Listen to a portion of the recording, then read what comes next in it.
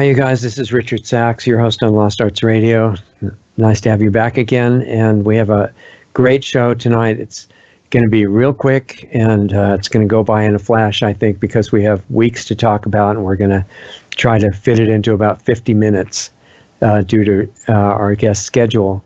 And we're really fortunate. He was just here, you might remember, about 4 years ago. And a lot has happened since then. This is Sheriff Richard Mack.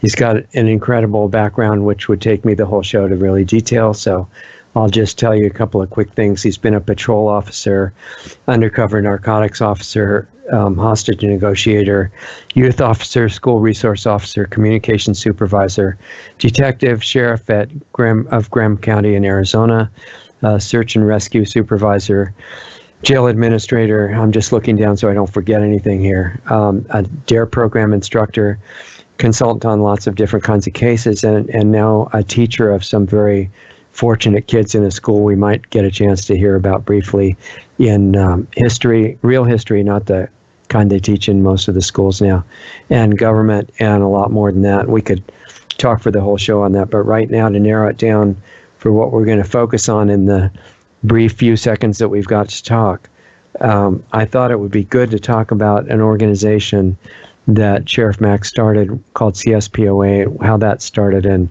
what it's about, why it's relevant right now, and then about constitutional rights, if we can get into that, because we're in situations more and more where we're being told by the authority figures that the Constitution is fine, except anytime they declare an emergency, they let you know which ones of your rights you don't have anymore, and they'll be sure and give them back right away as soon as they can.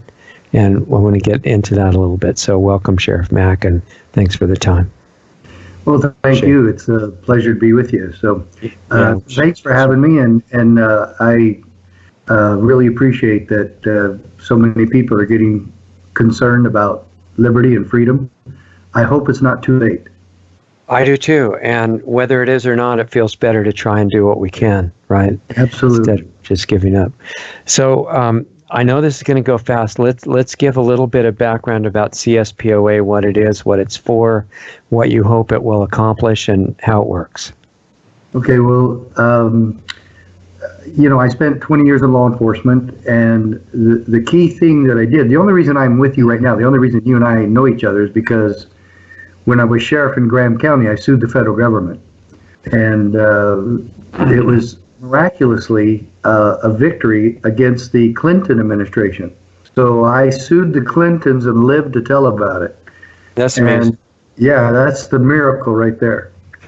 And it was the first time in American history where a handful of sheriffs, I was the one that started the whole lawsuit, but 6 other sheriffs across the country joined me in the lawsuit. There's almost 3,100 sheriffs in America. Okay. And 7 of us fought this. And it was the Brady Bill, and the Brady Bill was the first time in American history where Congress and the president actually promulgated a law that would commandeer the office of sheriff to do federal bidding for free without any negotiation. And as a matter of fact, it carried with it a threat of arrest if we failed to comply.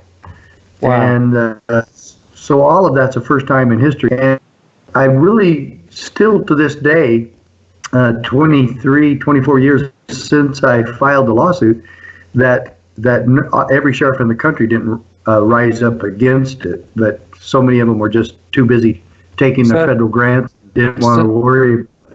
So the federal government just said, okay, sheriffs, you work for us now. Here are your orders. Basically that, yeah. And we don't have to pay you, and we don't have to negotiate. We not work for you. We were their servants. We were just their stepping stone. And so that's why it was even a little bit more rude on their part, is that they didn't even come to negotiate. They just doing it. And, we made the law, and you have to do it. Yeah. And oddly enough, we had a Sheriff's Association meeting in Phoenix at that time, and there's only 15 counties in Arizona. There was only 13 sheriffs at the meeting. And the BATF shows up and hands us a 25-page document from Congress that detailed what our our job was, our duties, and they said, hey, this is what you have to do in order to comply with the Brady bill. And every sheriff in the room was really upset about it. And then when they saw the part about being arrested if we failed to comply, nobody liked it, but I was the only one who decided to really do something about it. What kind of stuff was it going to make you do under the Brady bill? Okay, we had to enforce the whole thing. So we had to do background checks on every single person in our counties that wanted to purchase a handgun. And then we had to keep the track of the records, and then we had to also go after the person if they were, if it was determined that they were criminals. And so it just really loaded us down with a lot more paperwork that we really didn't want in the first place. But again, we had to foot the bill, and we had to take the political heat. And so the people who didn't like it, or the gun shop owners, whatever, we had to do the whole thing. And so, and I will tell you right now, it wasn't like it was a major administrative task, but it was a little bit time consuming. It was very annoying, and there was two things that really bothered me with it. One, I was forced to violate my oath for the federal government. Because clearly the Second Amendment is part of the Constitution. In fact, it's the supreme of the supremos of the Constitution. The reason the Founding Fathers put the Bill of Rights in the Constitution 2 years later, after they did the Constitution, was because it failed to have a Declaration of Rights that government, just the same as the Magna Carta in the year 1215. When they gave it to the king and said, this is what you can't do. There's certain things you cannot do. Well, the founders came up with 12 things that government could never do. The states ratified 10, and the Bill of Rights actually contains about 27 rights. As you well know, there's 5 in Amendment 1. And so right after freedom of religion, freedom of the press, freedom of speech, right to peaceably assemble, and the right to file petition government for redress of grievances, those 5 basic fundamental principles, then comes the Second Amendment. And now my government's actually ordering me under threat of arrest to violate my oath. But probably more importantly, it was my second concern, that the federal government has no authority to tell any sheriff in this country what to do. They're not my boss. They can't hire me. They can't fire me. They don't pay my salary. And the decision was extremely powerful, written by Justice Antonin Scalia, saying that the federal government cannot tell us what to do. His quote was that the states are not subject to federal direction. And we're not. Wow. That's a major statement. It is. And he quotes the Federalist Papers in the decision. And I'll tell you right now, everybody should get a copy of this decision. You can look it up on the internet, look up Mack versus U.S. The sheriff that went with me to the Supreme Court was Sheriff Jay Prince from Ravalli County, Montana.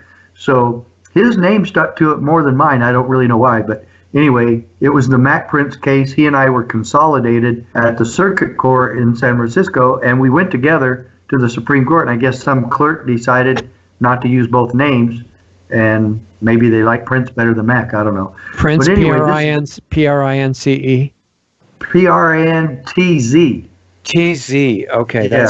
Yeah. P-R-I-N-T-Z. And so Google Mack Prince versus U.S., or either one of us, Mack versus U.S., okay. And Cornell University had the best review of the case. It's very comprehensive. But if you want a short, sweet version of it, I did a Reader's Digest version of the Supreme Court decision, and it's on my website at CSPOA.org. Stands for Constitutional Sheriffs Peace Officers Association. CSPOA.org, and they're really small, pocket size. You can get them for a couple of bucks, or get 3 for $5 or whatever it is. They're really inexpensive, but they're extremely powerful, because when he quotes the Federalist Papers, he literally says that the different governments will control each other. The different governments will control each other. And that's a huge new principle that most people don't get, because the brainwashing that we've been under for the last several decades in this country is that the federal government is supreme. That's right. In fact, there's something called the supremacy clause that people misunderstand, right? Well, and Scalia addresses the supremacy clause, and he says that the different governments actually share supremacy, and that's in the decision. And that the federal government has very little supremacy, and that whatever supremacy there is there, and whatever sovereignty is there, it's dual sovereignty, he calls it. The Constitution established a system of dual sovereignty, that the states and the federal government share sovereignty. Right, right. And the sovereignty of the federal government should only be where the powers are enumerated that enumerated. belong to. Well, he says that in the decision too. He says that the federal government was only granted discrete enumerated powers. And so then, and we filed this decision on the 10th Amendment. So we filed on the whole thing that all powers not delegated to the federal government are reserved to the states respectively, or to the people. And that's what this whole decision was. It was a 10th Amendment victory. Sounds like Scalia needed to be teaching all the other justices, right? That's really what he did, I thought. It was a tremendous history lesson. His decision wasn't a political judicial review. It wasn't lawmaking. He just took us through a history lesson as to why the federal government is not our boss and they're not supreme. Right. Yeah, you mentioned the brainwashing that's been going on for, I mean, several decades, probably a lot longer too. It is. It's about the last 100 years. Yeah, and a part of it that you can really see now that's being done largely by the media and the educational system is that the only reason we don't have peace in America is we have guns. And the reason the Brady Bill was so wonderful is it could help to disarm the citizens. And there are millions of people in America that think that, guns are just the cause of everything bad. Is there a way to, if some of those people are a little bit receptive to learning, how to explain to them that that's not exactly accurate? Well, it's not accurate at all, but I try to not get into the argument whether guns reduce crime, the proliferation of guns reduce crime, or they increase crime, because you can actually find countries where very strict gun control has lower crime rates. You can show countries like that. But you can also do the exact opposite, where guns are very prevalent in some countries, like Switzerland. Yeah. Every home's supposed to have a rifle in it, and a very strong military defensive weapon. And so I would really much rather be like Switzerland than like Japan, where if you ever touch a gun, you go to jail. Yeah. And it's usually these communist countries and very strict totalitarian governments that have all these gun control laws. So I don't get into that too much, except I try to keep it to America. And if you look at America, where guns are most prevalent, crime is at its lowest. And where there's strict gun control laws, crime is at its highest, and gun crime, as a matter of fact. So if you look past the last 20 years, Washington, D.C. had the strictest gun control, and they also had the highest murder rate with guns for a number of years in a row, like 7 or 8 years in a row. Uh-huh. And now Chicago has that dubious honor. And so the states and cities that have very strict gun control in America have the highest crime rates. But that's as far as I go with that, because I'm going to tell you right now, it really doesn't matter what your statistical analysis is of the possession or the citizens possessing it. That really doesn't matter, because it doesn't make it constitutional. It doesn't make it lawful. Right. Your statistics on any of those have nothing to do with it. And remarkably and coincidentally, this issue actually came up when I testified at the district court level in the courtroom of one Judge John M. Roll. On a side note, he was later killed in the Safeway parking lot when Gabby Giffords was shot. Well, he was the second person killed, and it's still unknown why he was really there. But a federal district judge going to a political rally would not be normal. Would he be allowed to do it? Well, off duty and he's in plain clothes, probably. But it's very unlikely. Yeah. But anyway, he was killed that day. And but back when he did this case, there was a lawyer for the federal government who was asking me questions while I was on the stand, and that's the only place that we as sheriffs, as the plaintiffs, ever took the stand. When these were appealed, it went to appellate courts and on to the Supreme Court. We did not testify. Our lawyers took care of that, and all the transcripts of our testimony were submitted, but we never testified again. And, and I don't think it was really necessary either. It was fine with me. Right. We got overturned. All of the sheriffs except one of the original 7, all of us won at the district court case. And then ours got appealed to the 9th Circuit in San Francisco, and we lost there. Big surprise. Yeah. You know, it's the most overturned court in America. But this was the key. When I was testifying, the attorney for the federal government really surprised me because I've never seen anything like it. I've been in court thousands of times. And she goes, she started testifying to the judge. She started offering evidence, testimonial evidence. And she said, well, Your Honor, in the first 4 months of the implementation of the Brady Bill background checks, we have denied 250,000 felons from getting access to guns in this country. Well, I was looking over at my attorney and said, why aren't you objecting? Well, he was smart. And the judge really went after her, and he pointed his finger at her and he said, Counselor, do not pretend in this courtroom that your statistical analysis somehow equates to constitutionality. Wow. Don't you love that, Judge? And so, you got a good judge. Yeah, I have stuck with that ever since then because he's absolutely correct. You can argue all you want to about the statistics of gun ownership and where they I think the reason that could be relevant, though, from one point of view, is that these people who argue that guns cause crime and make people go crazy and shoot each other and stuff like that, the reason that could be relevant is because they're using it to say the founders made a mistake and should not have done the Second Amendment. Okay, get rid of the Second Amendment then. But you want me to tell you the truth there? Even if they get rid of the Second Amendment, I still have the right to keep and bear arms. That's what the Declaration says, right? The Second Amendment did not give me that right. Yeah. The amendments only protect what I was born with.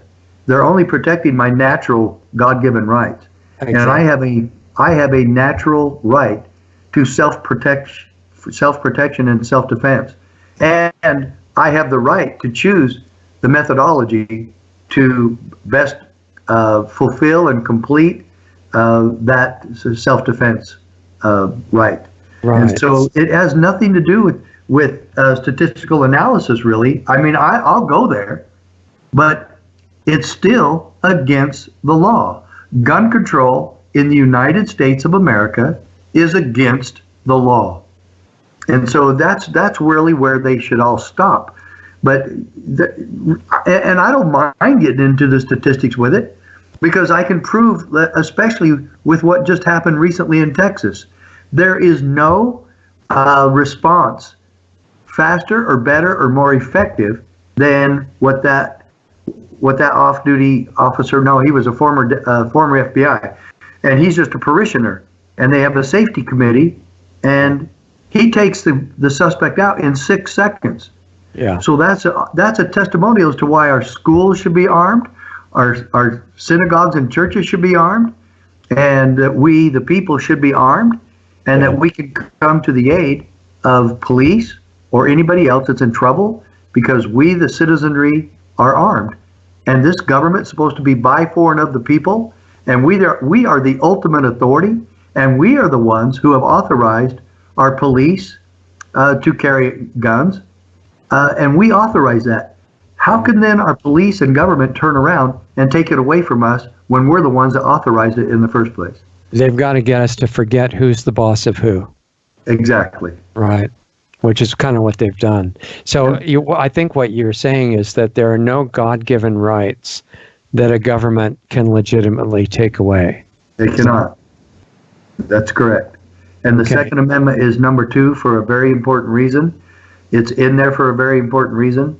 And ultimately, it protects our right to rebel. And if it ever gets where government is out of line like they were in 1776, we have the right to defend ourselves, our families, and our liberty and our lives.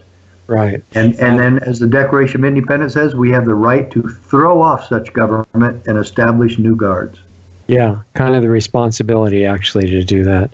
Yeah. And I know that countries like Australia and the UK and other places where they've managed to disarm the population, they're saying that, well, everybody knows it's just for hunting.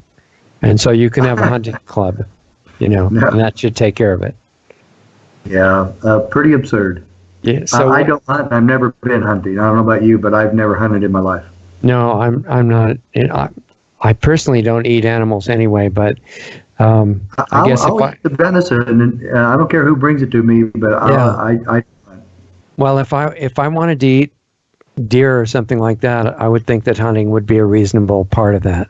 Sure. To get it. But so when and why did you start CSPOA, and how does that fit into all this stuff? Well, it kind of was born out of the lawsuit, and even though it was several years later, I was touring the country. I've written 7 or 8 books, and I was touring the country, and a lot of people were having me come to their Tea Party rallies and freedom rallies, and I don't think anybody's done more Tea Party rallies than I have. I've done over 125 of them nationwide. Wow. And I'm still doing them, and I just got back from one in Reno, Nevada this past weekend, and then next week I've got some meetings this weekend in Houston, and following that I have some in Ohio and then Michigan, and hopefully Virginia is coming up. I'm in touch with these sheriffs in Virginia, and just so you know what CSPOA does, I can go from A to Z. I can go to Z right now, and I'll work back to A, B, C, D. But Z is what you see happening right now in Virginia. The sheriff standing against tyrannical government, out of control government, and they're telling the governor and the state legislature, we will not enforce these laws. There's even a couple of sheriffs are saying there, and this is what we teach. We're not only not going to go along, we're not going to allow anyone else to enforce these laws in our counties. That's a critical element to stop. It is a critical element. Yeah. It is. And a lot of them need to understand that you can't sit back and watch somebody else enforce these laws in your county, because you would be violating your oath. And you can't let criminals come in and abuse your citizens. You can't let them come in and confiscate property without due process, taking people's guns and property away from them. A complete violation of the 4th and 5th Amendment, let alone the 2nd Amendment. I mean, how many rights, and then the 10th Amendment? How many rights are we going to allow government to destroy before somebody finally wakes up and does something? Well, we've seen now sheriffs in New Mexico that are doing the same thing as the sheriffs in Virginia. In fact, the New Mexico sheriffs actually did it first. We have sheriffs and chiefs of police doing it in Washington State. We have now thousands of counties and cities across the country that have declared themselves to be sanctuaries for the Second Amendment and the right to bear arms. And it's just taking hold, and it's taking the country by storm. And we're so proud of these sheriffs that have done this. Utah sheriffs have done it. Some Texas sheriffs have done it. And it's going crazy across the country. So do police chiefs have a harder time doing that than sheriffs because they're employees of the city? Yeah, they have to check. They have to check with their city council and the town manager. And this is why the sheriff is the key in this, because he is the chief law enforcement officer of the county. He is the only. Why is that? He's the only elected by, for, and of the people. He's the only law enforcement representative in his county that reports directly to the people. When you say it's the highest in the county, does that include within city jurisdiction over the police, or how does that work? Yes, he has concurrent jurisdiction with the chief of police.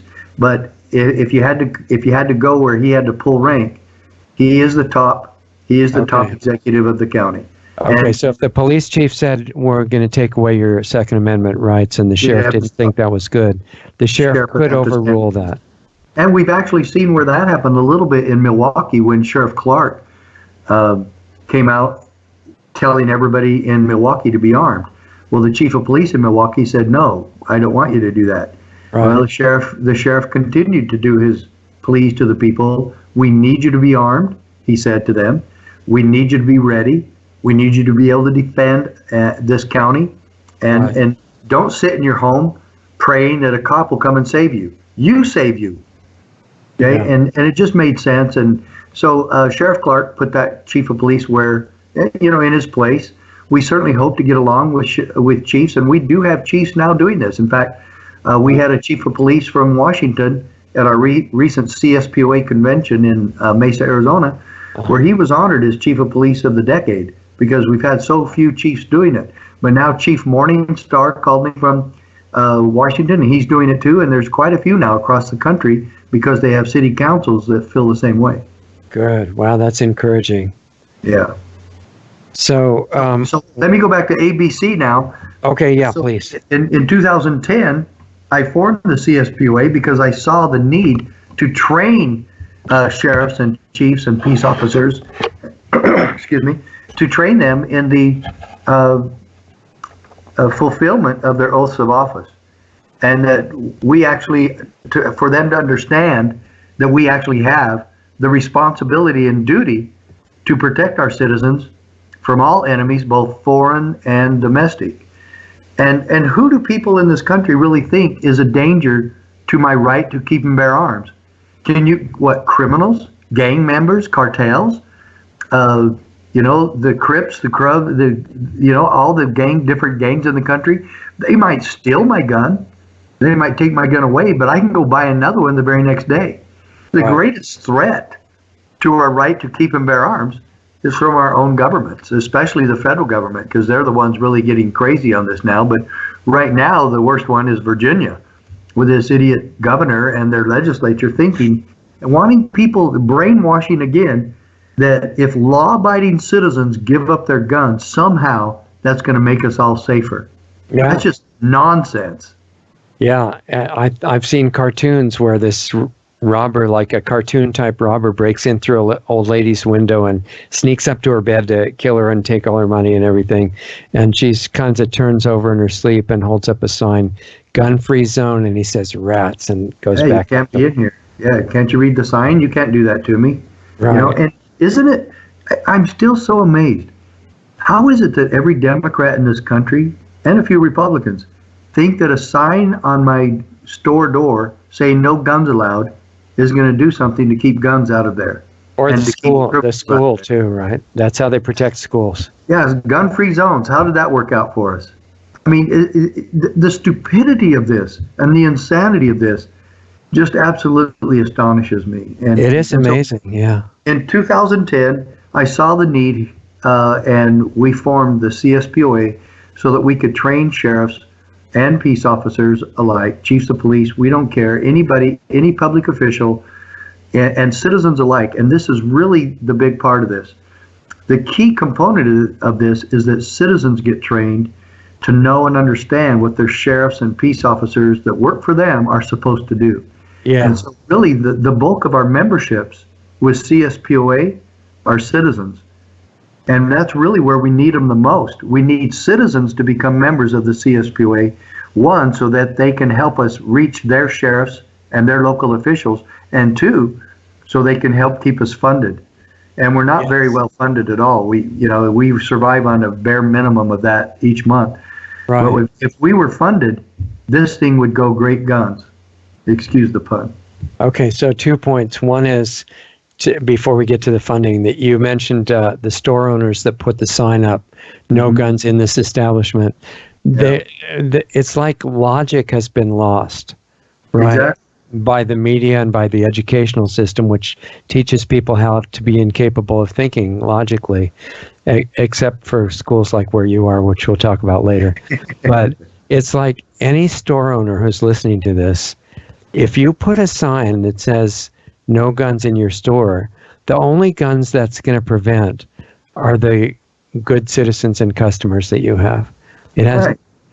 It's. I know it's shocking, but the criminals don't really follow those signs. No. So once you grasp that, take down the sign and be armed yourself and learn how to protect your store. And if you were going into a grocery store and you were in there and somebody tries to rob the place, don't you hope that maybe a retired cop such as I am armed? Wouldn't you love it that somebody would put an end to this and make sure nobody got shot, and that somebody can take this suspect down immediately? Instead, you call 911 and you hope that a cop is close by. Right. But the normal response time is 4 to 6 minutes. Right. You know how many people can get killed in a grocery store in 4 to 6 minutes? Exactly, and not just a retired policeman, but a well-trained citizen. That's my next point, because there's nothing magic about me being a former cop that somebody else can't do. There's no magic there. You know what? What's the difference between me and somebody else who's had the training? Okay? And we've even had people who've never shot a gun before who have still defended themselves with a gun. Yeah. And it works out right. You know what you do? You point and pull the trigger. Right. And sometimes even without pulling the trigger, it works too. Well, brandishing usually stops the whole thing. Yeah. You're right. Most incidents end when the suspect sees someone with a gun. Right. You don't have to fire it. Not usually. Okay, so what happens to since you're the educational organization that's trying to spread this awareness to sheriffs and citizens that can also in turn help educate the sheriffs? Mm-hmm. How do citizens join, and what do they get for joining? What happens? Well, first you get to help us. Okay, the most important thing is that you're helping to restore liberty to America, county by county, one sheriff at a time, state by state. If anybody thinks that liberty and our Constitution are going to be restored in Washington, D.C., well, then I have beachfront property for you in Omaha. Yeah. Because it's ridiculous to look at Washington, D.C. and what's going on there. And believe me, I am appreciative of what Trump has tried to do. But can he drain the swamp? No, he can't. It's too big. The Democrats won't allow the people there won't allow it. Right. And he's not going to be able to drain the swamp. But you know what? Get the entire, give me a third. That's all we need. If you have 1,000 sheriffs in this country, 800 or 900 sheriffs in this country that are standing united for liberty, there is nothing we can't stop. And I'm including the IRS in there. The abuses of the IRS, the abuses of the EPA, the abuses of the FDA, the abuses of FBI, DEA, all of them, OSHA, USDA, doesn't matter who they are. If you want freedom restored to your county, have a constitutional sheriff there. Yeah. I don't care if it's forced vaccinations. I don't care what issue it is. The sheriff is the ultimate authority in your county. If you have any reason to suspect local corruption, you need to go to your sheriff and ask him to investigate it. It should be properly investigated. We have a sheriff right now. She stands about 5'4". She's a former Marine. It's Sheriff Pamela Elliott in Edwards County, Texas. She's arresting people locally for corruption. She's arrested town managers and mayors and other people like that in local government who have been totally corrupt. We need to get her on the show. Man, you ought to. She's a butt kicker, and she's a wonderful lady, and she's a member of the CSPOA. As a matter of fact, you need to get the book that I wrote called Are You a David? And I wrote that book specifically to ask all sheriffs if you really are a David, if you'll answer the call as David did going against Goliath. And I put a woman on there to have the dichotomy of are you a David, and yet she's a female sheriff. What's her last name again? Pamela what? Pamela Elliott. Edwards County, Texas. She's a good friend and a good supporter of ours. She's been to our conventions. She spoke at our conventions. and there's plenty more. I would say we've trained about 500 sheriffs in this country. Okay. But many of them now are not sheriffs anymore. If we had the money, if we had the funding, we could really take this to every state and have a CSPOA representative in every state. We probably need 2 or 3 in California and Texas and Florida and maybe others. But we really need to make this a household name, not just CSPOA, but I want to make it a household name, constitutional sheriff. And not only are you reversing corruption in the law enforcement industry in general, but you're making it like not only are they not going to be corrupt, they're going to be friends of the people, and not just law enforcement, or not just law enforcement, but peace officers again, right? A true servant. And the first page of my book, I have a book called The County Sheriff, America's Last Hope.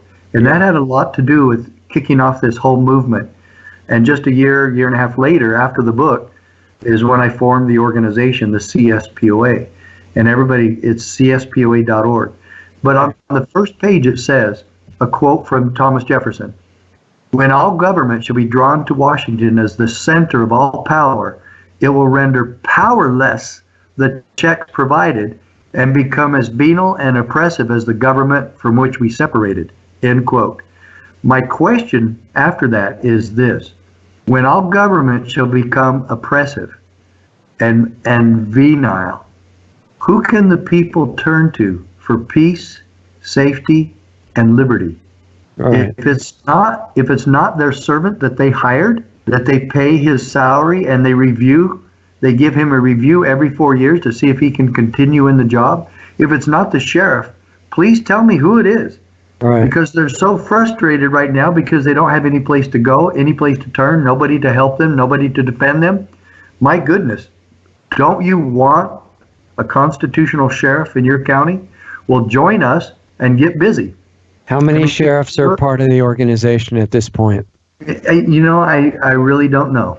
Right now, as a matter of fact, while you and I are talking, a sheriff texted me. And guess where he's from? He's from Virginia.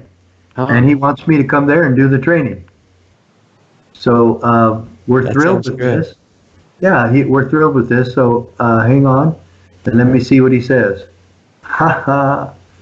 We're doing training at Liberty University, and he has said that Jerry Falwell has said that he's more than happy to have us come there and train at Liberty University. Wow, how fantastic. You'll want to go to that, won't you? Yeah, so you just need to not have money issues, right? Yeah, that would really be nice. Because, you know, we could do something like that every week. But right now it's probably once a month. And we want people more engaged in this whole process, and we want to get other sheriffs where they're actually teaching these classes.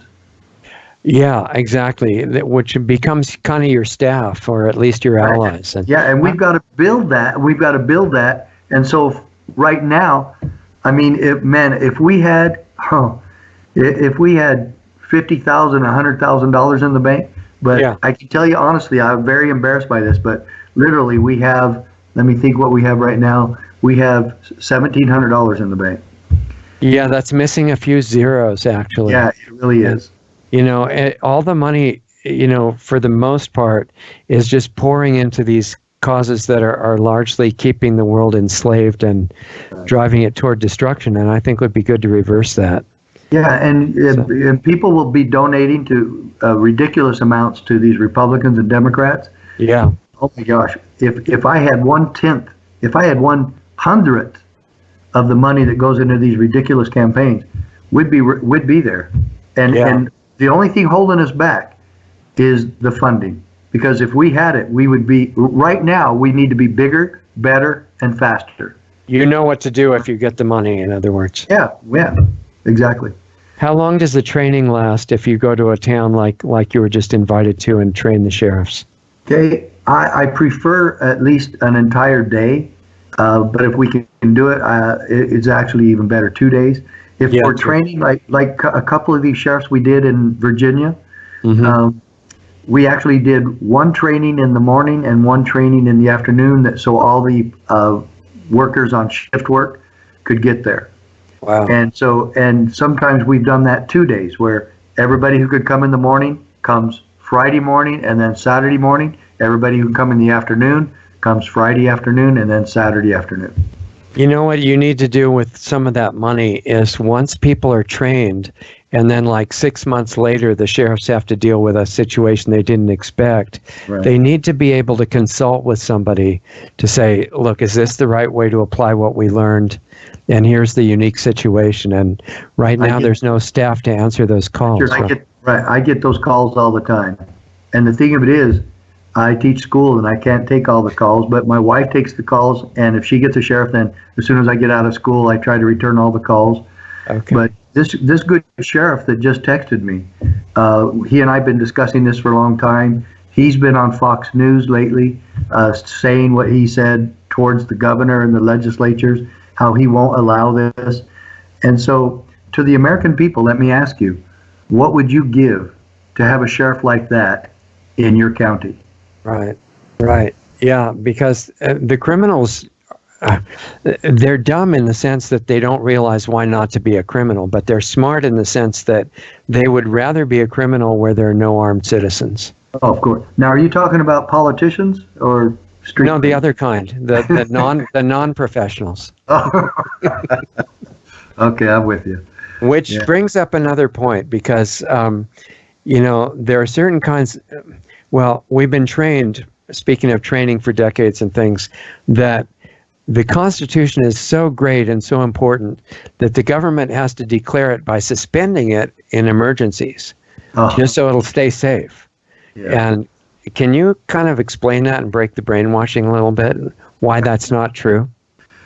Well, Richard, after I heard about that so many times in my career as a peace officer and as a sheriff, I've looked through the Constitution and the Declaration of Independence. I've never seen anything that has an exemption clause for emergencies. As a matter of fact, what did we learn about Katrina? When people needed their guns the most during chaos, the government came in and beat up an old lady to get her gun away from her, and they went around door to door, and even on boats. When people were out on their boats, they would stop them. They would stop citizens and take their guns out of their boats. Which I guess it means they ransack your house to look for guns, right? Oh yeah, they will. They have, and these people never got those guns back. But seriously, when people needed their guns and to protect their homes and themselves and their families, government was taking them away. Yeah, really interesting. There's something wrong with that picture, and I think part of a new, up-to-date basic IQ test could be something about what kind of emergencies justify suspending your God-given rights. List the first 10 that you think are, important. Well, I mean, you can come out with like things that happen in St. Louis and Ferguson, Missouri, and all these riots and whatnot.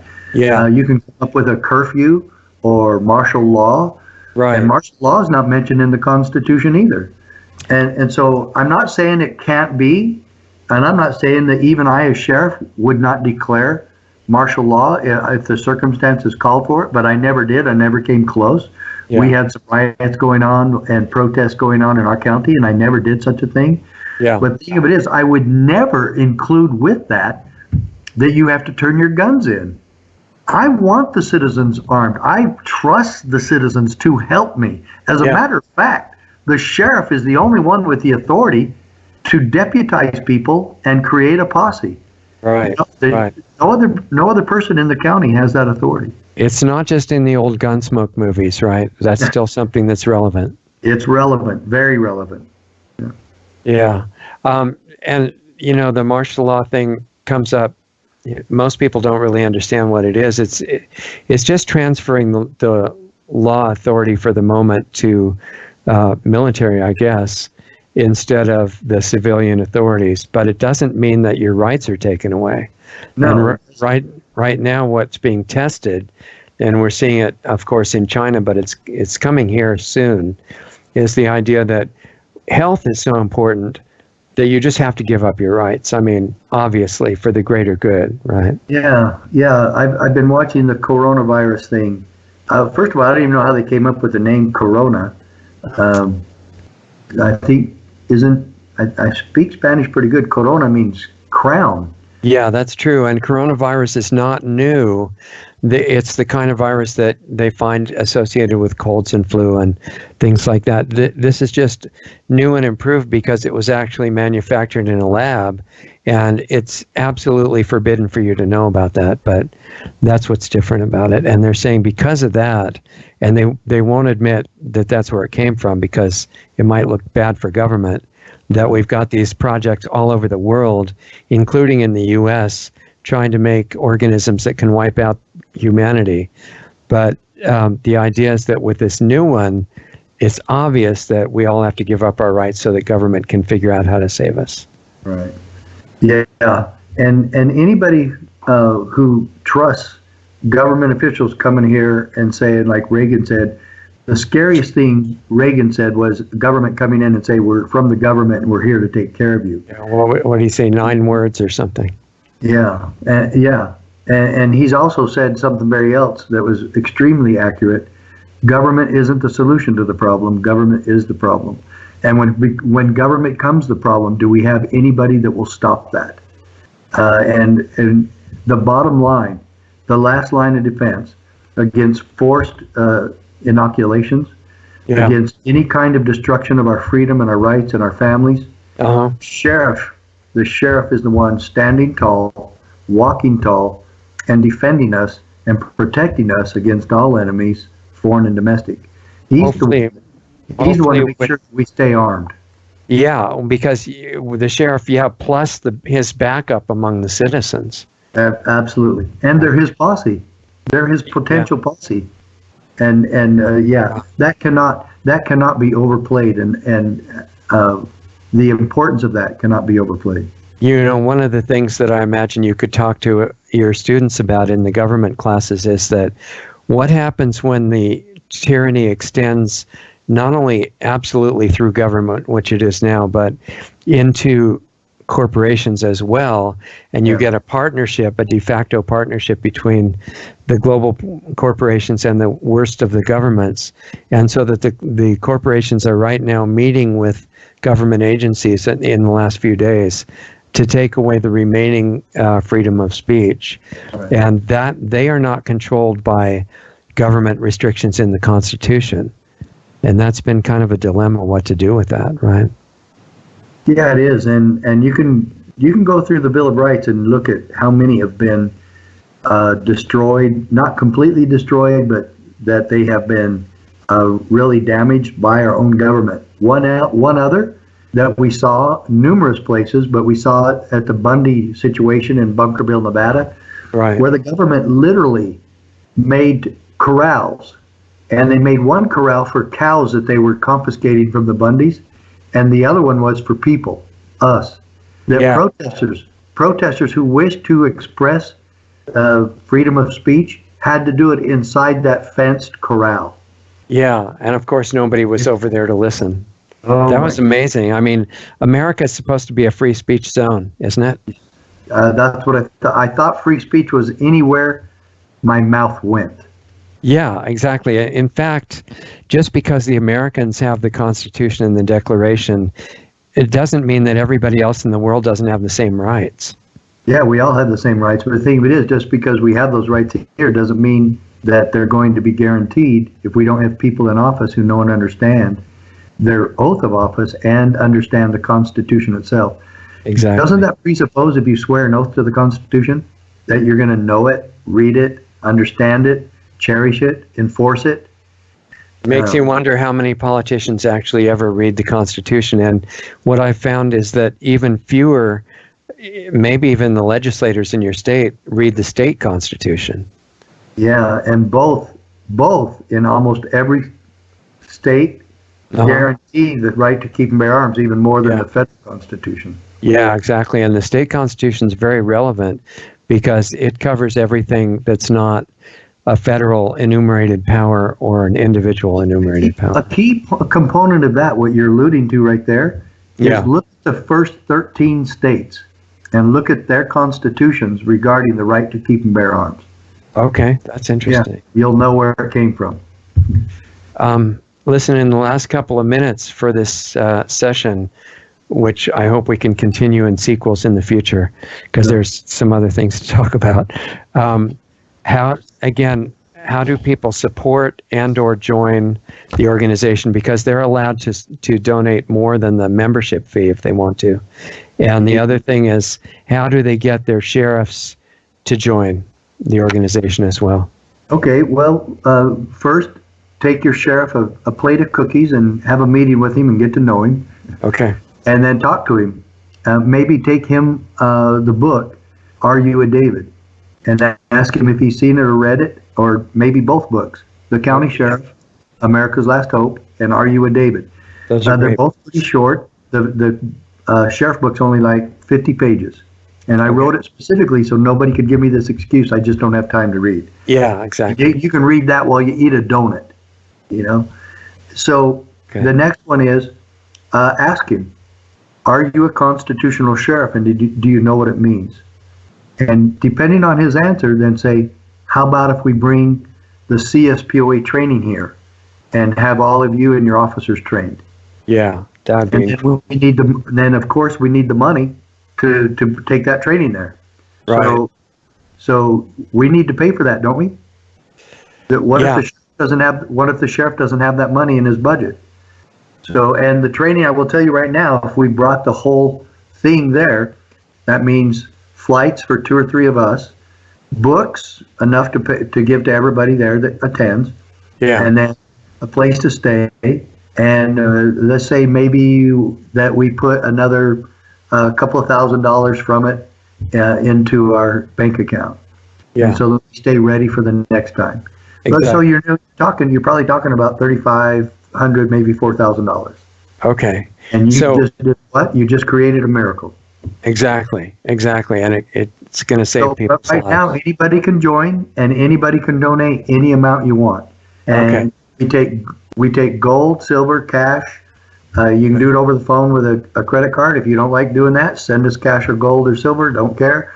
Or you can just do it through PayPal. Whatever. We have every possible means that you could do it. So if somebody has $50 or something, join. If they have a few hundred or a few thousand or a few tens of thousands and you want to do something good with it, donate it to CSPOA.org. Absolutely. And I will tell you that we're not 501c3. We are not. Right. So you are allowed, by the grace of the government, to talk about political issues. I am. And we are. And quite frankly, we just never really wanted to deal with the IRS and ask them permission to be an organization. And when we became an organization, it was under Obama administration, we probably would have spent thousands of dollars to never get anywhere because Constitution was in our name. Well, so what kind of official organization are you now? Are you 501c4 or nothing like that? No, we're just business. Well, if people want to give you money, the point is not to get some of it back, it's to give it to you. Yeah, it's not a tax deduction. We're just looking at that. If somebody needs a tax deduction, we could probably send you to one of the companies or organizations that we work with, and then they could donate to us. But there's several of those that are out there that we work with. But I just felt too hypocritical asking and dealing with the IRS, who I totally think is bogus, should not exist. They should be abolished. Yeah. And they're the most ruthless criminal organization I've ever known. Yeah, they're not very friendly, and they're not too interested in the Constitution. No. So, yeah, there's a lot to talk about. So people can go to CSPOA.org to keep up with what you're doing. And I think you're on some other platforms as well with videos and things, right? Yes. Okay. And we'll send you emails. You'll be part of our email list, and we'll send you a newsletter every month. And we'll let you know what's going on and what's happening. Like right now, with that sheriff's email right now, I'll let everybody know when we're going to Virginia. And if people want to do it from other states or all the people in Virginia who want to come to it, it's very likely that would be possible. Well, so you mean even the training that you're going to give to the sheriffs, could non-sheriffs come and have the training too? Yeah, we ask the sheriffs, and if they're okay with people coming, then we invite the public. Okay, wonderful. Okay, you guys support this organization, and hopefully we'll talk again soon. Thank you, Richard. Hold on, and we'll say goodbye in the break here. Thank you. Okay, you guys, there goes Sheriff Richard Mack from Arizona. He's working all over the country very diligently trying to educate the county sheriffs, which are one of the last lines of defense to safeguard your rights that don't come from the Constitution, which includes all your rights. None of them come from the Constitution. The neat thing about the Constitution in America is that not only all Americans, but everybody else, no matter what country you're listening from right now and that you live in, has exactly the same rights. And they all come from God, and none of them come from the government. None of them come from the UN, something declaration or something on human rights, Convention on Human Rights. None of them come from that at all. It's a total hoax. They all come from God, and the sheriffs have a responsibility to defend the citizens in their county. And every other country should set up something like the county sheriffs, in my opinion, because the foundation of it, in terms of your unalienable rights, are already there. You just need some kind of see, this is why I'm not an anarchist. There are, and not that I don't really appreciate the work that organizations are doing with friendly voluntarism and things like that, but in the environment that we actually live in right now, it's not a world where everybody's singing sincerely Kumbaya. It's not happening right now. You've probably noticed that if you looked around at all. And so the function of government is people of the highest conscious awareness possible and the best motives, and it goes with consciousness. Your motives get good if your consciousness increases, because you realize the depth at which we're all connected. And if you protect somebody else, you're protecting yourself.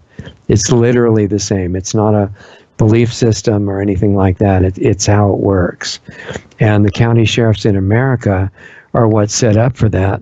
So CSPOA, Constitutional Sheriffs and Peace Officers Association, is a great group founded with really good motives. And I know some of you out there are donors and you have resources and money. If you have a bunch of money, this is a really good thing for you to support, because they're going to be standing between you, your family, your kids, your neighbors, your friends, people that you care about. And if, again, consciousness issue, if you care about everybody as you're supposed to, then the sheriffs are critical. And setting up something similar in other countries is a really good idea too. So donate to CSPOA. You can go to their website at cspoa.org. And if you live in America, make friends with your county sheriff and educate them. The two books that also generate a few dollars for CSPOA are books by Richard Mack, and they're Are You a David?, referring to David and Goliath, that story. And because the good thing is David won in the story. You probably already heard about that, but I'm just reminding you. Are you a David doesn't mean you're small and you're going to get crushed. It means you're going to win, but you have to be brave, like David was brave in the story. And the other book is The County Sheriff, America's Last Hope, which unfortunately could be an accurate title. And it's not going to be a hope that will get realized unless you find time in your impossible schedule, meet your county sheriff, support them, him or her, whoever it is, and help them learn what their incredible role is in preserving unalienable rights of the citizens in their county. And they can be an example to the other sheriffs in the other counties. And we're in a position now with looming so-called emergencies about to be declared. Well, some have been declared already in America and by WHO and other parts of the world. And the media is not talking about it because they don't want you to get prepared to protect your rights. And the secret is that they also don't want you to understand the way the Constitution is written and what it refers to. you know how many emergencies can be used to take away your rights in a constitutional government with a good constitution? Right, 0. So they can declare emergencies as long as they want, but you have to understand the logic of it, that if it was possible to suspend your rights by declaring an emergency and then the Constitution is suspended, then you don't have a Constitution. You have a tyranny. And what the founders of America were saying, why America, the idea was so great, even though it hasn't 100% been lived up to yet, and that's our job now, is that the people are the ones who delegate certain powers to the states and to the federal government, but they're the ones in charge, and their rights come from God, and they can never be taken away by any organization like a state or federal government under them. So that's going to be tested. It is being tested, and there's big tests of it coming up really soon. There are plans being put together on different levels of authority of the best way to take away your rights so you don't notice it and you think it's for the greater good. And that's completely false. So this is a good time to get prepared now on many levels. CSPOA is a good element in that preparation. So please support them and encourage other people to do that. And remember that we have Saturday shows now too at 4:30 Pacific, 7:30 Eastern. There's a show called Lost Arts Radio Live. Some interesting topics being discussed on that show. And if you have topics you want to be considered for that, just email them in, or questions or anything, comments about previous shows, richard@lostartsradio.com, and we'll read all of them. The Planetary Healing Club meets half an hour after that for people that decided, all right, it's time to actually start with myself and like Michael Jackson said in his song Man in the Mirror, start on yourself, upgrade your own life, transform the quality of existence that you have every day, learn how to take care of your health, the forbidden health information that we're not supposed to know about anymore. We're only supposed to know about drugs. This is the real stuff, and it's been around since the very beginning, more than thousands of years. And we can talk about it in that private environment. There's a portal to it at planetaryhealingclub.com, and you're personally invited if you want to be part of it. Live, interactive every week.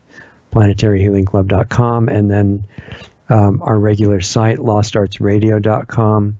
Get on the mailing list there. That way, if we disappear from various channels for, who knows what reason, in case we ever talk about anything controversial, God forbid, but if we do and we disappear, you can get on our mailing list and stay in touch. Go to Lost Arts Radio and just sign up with a name and an email address, or text your name and email to 928-235-4676, or send it in by email with a name and an email address to info@lostartsradio.com.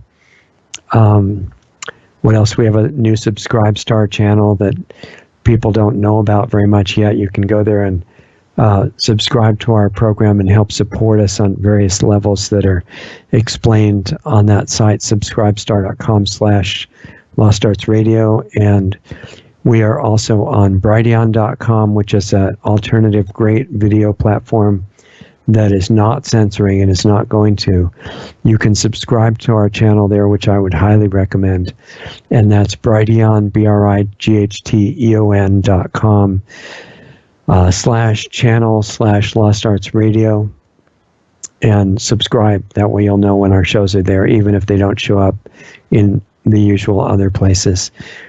We also need money, so if you happen to have resources and you can help us stay on the air and fund our programs, which include a school that we'd like to start building like right now if we had the money, then donate at lostartsradio.com or lostartsresearchinstitute.org.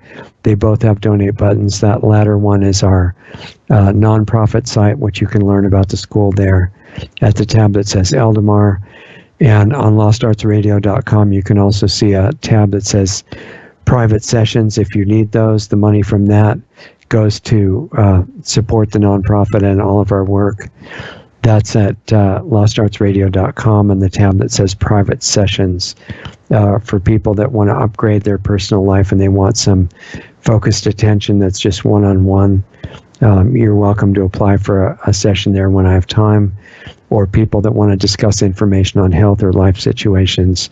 That's private, and we can do it whenever you want to. LostArtsRadio.com, and then that's the private session tab. LostArtsResearchInstitute.org.